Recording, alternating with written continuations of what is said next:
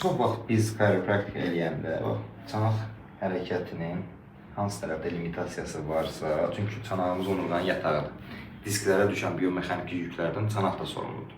Ona görə çanaq balansını və hərəkət limitasiyasını artırmalıyıq ki, disklərə düşən biomexaniki yükləri azaldıq. Ona görə burada da bir chiropractor olaraq biz hansı tərəfdə, hansı rotasiya varsa, onun əks istiqamətdə ölçüb biçərək edirik. Sözlərimizdən bağlı fikirləriniz oldu.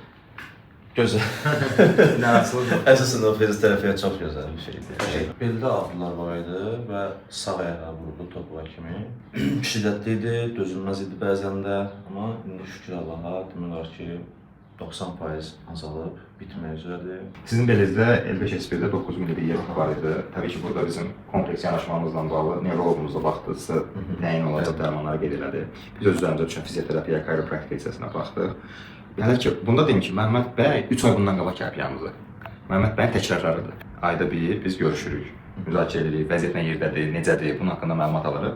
Maşallah 3 aylıq bir nəticəmiz 90% bizim üstündə qane edildi. Təbii ki, 9 milliyə görə, cərrahi bir göndəriş olan bir xəstəliyə görə. Və chiropractic istəməz. Buna xoşunuz gəlmir. O çox qəşəngdir. Lokal baxmaq və yumuşaq baxmaqdır bizimki. Bax, bitdi. Yaxşıdır. Şükür Allah. İnşallah görüşərik son aydan sonra.